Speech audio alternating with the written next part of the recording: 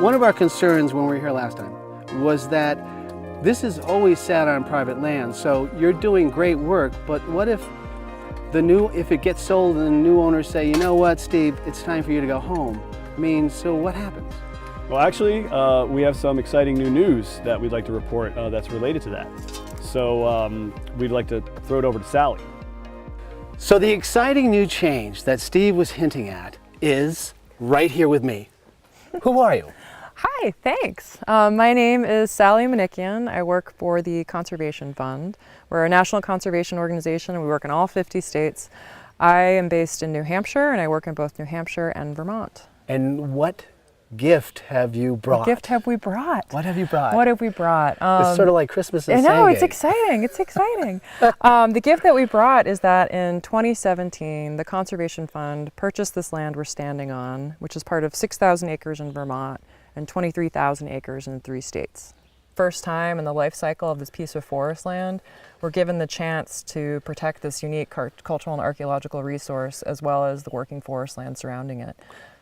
Because while up until this point, this land has been managed by thoughtful forest landowners, fantastic family ownerships, looking forward to the open market, there's no telling what future owners could do to the site.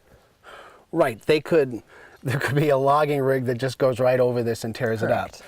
There would be no real protection. There could be a denial of public access even to Steve and his students. Steve's work actually helped us realize how important this piece of land was and how necessary we needed to acquire it as part of this conservation project. Which came first, the realization that the land was available or the realization that something interesting is happening here and, oh my goodness, and the land is available? The first one. The land was available, and then as we started learning more about the properties, not just their wildlife values, their value as working forest, you drove past the loggers at the base, but also this cultural site, which at first was presented to us as the previous owner as, oh yeah, there's a teacher who's doing some research at these sites. And then we went back and we saw the breadth and depth. And actually, thanks to your previous coverage, we learned a lot about what the site was, and I was just blown away, personally. You've been gathering land, but have you ever gathered land from the point of view as, is there anything of archaeological value that we should save? Yeah, so that's a great question. So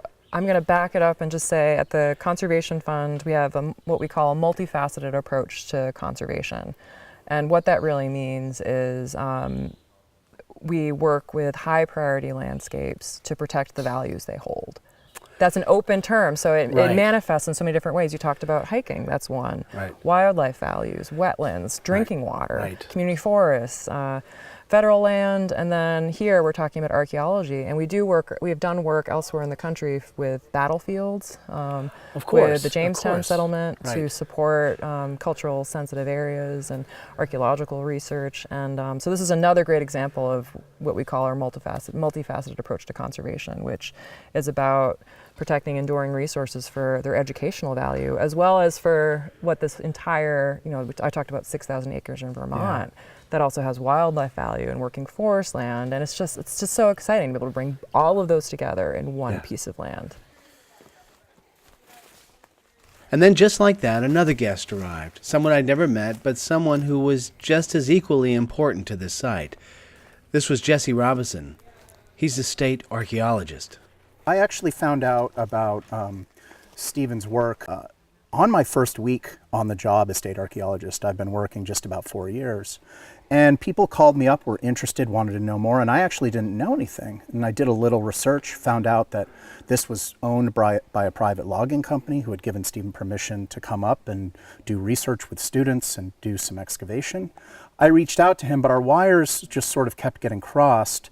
I didn't have any legal oversight over him because this was not for a development project, and nor did it fall under any federal or state laws, but I offered myself to him for some guidance or whatever I could do. Our wires got crossed for a little while until Sally's group, the Conservation Fund, purchased the land. And she, as part of their conservation mission, wanted to bring me in to consult. And I met with Stephen, the three of us came up, and my eyes were certainly, almost blown open. Now, Jesse, why? I mean, it's just a bunch of rocks in southern Vermont. Now, I know what I just said, and I know that's blasphemy. So now tell me, Yeah. what's unique here? Yeah, What is this? so first I have to give Stephen a ton of credit. Perhaps the most incredible part of his work up here has been his archival and background research, documenting the connection with Daniel Shay, even through those records, discovering that this Egg Mountain settlement might actually be up here. From there, these aren't just stones in the ground anymore. We can tie them to a very early period in Vermont's history. Are there a lot of these sort of sites, these old sites laying around, you think? There are many abandoned villages and, in fact, complete early towns, particularly in the Green Mountain National Forest, but almost none this early. There are a couple that I know of in the very southern part of the Green Mountains in Vermont, but on a much smaller scale. So- and also much less intact because they've been really altered, although still Yes, right. interpretable through modern processes and development. So this is one of the most unique sites, in your Yes, opinion, in the state of Vermont? In the state of Vermont for this time period. It is a relatively untouched, artifact-rich, very interpretable, late 18th century into the early 19th century village that was seemingly abandoned, as Steve probably said, quite early on in the 1800s, around 1813, and then never reoccupied. And the forest essentially just grew up around it. That is extremely rare. So what do you feel is the next step here? Someone has probably mentioned the three legs of the stool. Sally's very much interested in conservation, and although nothing's been finalized, we've certainly been talking with her about protecting and buffering all of these individual foundations and the settlements themselves as part of any sale, so that while the larger property can be forested responsibly, these will be protected in perpetuity. So that's a wonderful conservation story. And then me as the state archaeologist, while I'm an archaeologist, I love archaeological sites and the artifacts that derive from them. When they aren't threatened by any immediate circumstance, I also like to promote preservation. And there's been a lot of excavation, relatively, done here as part of Stevens Field Schools and other activities that have generated a lot of really, really incredible artifacts.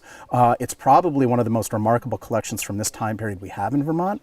And so my encouragement, I have no authority over it, but my encouragement has been to say, let's cease any additional excavations and shift towards lab analysis, conservation, and beginning to see what we can determine by linking the artifacts with the individual foundations and where they occur across the settlement. Do you feel that there's a deeper need for a really intense sweep of this entire, I don't know, within a 2-mile radius? I don't know. Not to excavate, but to do a ground survey, Yeah. to figure out exactly the wall alignments, any individual privies or wells or animal enclosures, other things. Absolutely. Some of that can be done remotely through LiDAR, although I have looked at the LiDAR imagery in this area. Can you tell viewers what is LiDAR? Yeah, LiDAR is light detection and ranging, and essentially what it does is an airplane flies over in leaf-off conditions and shoots a laser up to 500,000 points a second that come down from the laser, bounce along a surface that they hit, and then go back up. The computer records the time it takes and then converts that into a distance. But the wonderful thing about LiDAR is that a number of those points go through the tree canopy and hit the ground. And running algorithms, they can essentially say, okay, now we know where the trees are, we know where the ground is, take away the trees. And we have what's called bare earth LiDAR, essentially looking at the ground with no vegetation. And have you done that yet? It has been done for this area. Yes, it's not as clear as we would like it to be in many areas, but some are really quite remarkable. And getting the raw tiles, which I haven't done yet, which are very high resolution, multiple 100 gigs per just tile, you can do some interesting things in the future with even making it higher resolution. So that's something to look forward to. Do you see a day when an average citizen could come up and experience this world, or will it always sort of be hidden away? I mean, now we know it's here, but we still don't get to see it. I mean, what's your thoughts on that? It's certainly not impossible to get people up here to experience it at a first-hand basis. And in other areas, like old CCC camps, we've worked with kiosks and defined pathways to interpret the story and walk you through the village. As you may have noticed, however, it's quite a hike up here, Yes, I have. and not all vehicles can make it up here. It's a rough ride and a long ride, and that's part of the reason why this has been preserved Right. so well over all these years. It is a very, very out of the way, high altitude place, and really interesting for that reason. So you could have some limited tours, but keeping in the spirit of conservation, we're probably not going to want to make the road a paved, class 1 road and, make big turnarounds, nor would it probably be worth that effort. Right. So you could have limited tours on certain days of the year where you get a shuttle to bring people up and down, but that would be largely supplemented by what Stephen has done remarkably, which is web-based interpretation. And I encouraged him as part of this year to not put so many shovels in the ground, but instead do really accurate mapping with GPS. Yep. And then do things like photogrammetry, make 3-dimensional models of them that you can fly around with, Yeah. basically bringing the site to the computer, Right. augmenting that with maps and images and interpretation. You could tell a wonderful story without ever having to come up here. And When you find something like this, does it just bring you back to the excitement of why you want to do this? yes, that is It is the tingle in my find. stomach. It is, yeah. This is gold It is. to you. It is gold, although, unlike Indiana Jones or anything like that, the artifacts have no meaning in and of themselves for me anymore, or the foundation. It's the story that they can tell about story. the past. Right. And so I am quite happy to measure, analyze, 3-dimensionally scan an artifact, and then, give it back to the institution from which I borrowed it, or anything like that. I don't need them on my mantelpiece or in a glass case. I like the information. And that's really the difference between archaeologists. At a certain point in my life around undergrad, I realized, the artifacts, you can't reify the artifacts themselves. It's just the story they tell individually, and when you look at artifacts, where they came from, the context that they came from. And this enormous context of this ancient settlement, or not ancient, but early historic settlement, is a remarkable encapsulation of an early part of Vermont's history. With the day getting long, I left them to their work. I'm amazed at what has happened to the site in terms of protection from the Conservation Fund and state recognition of its archaeological importance. But I will admit to feeling a bit of unease. Having the state step in can be a double-edged sword, and yesterday is never a guarantee of how tomorrow will turn out to be. The resurrection, if you will, of this site is due to Steve's determination, and I found myself wondering what would become of him. Would he continue being part of this adventure, or would the state eventually say, "Hey, we got it from here, might as well head on home. Nice work, though." Everything comes to an end, but it's the how that makes the life. This is Haas, GNAT News. We'll see you soon. Definitely seems like it's part of this, whatever is connected to this foundation. Wow. Yeah, Fantastic. so it's kind of cool.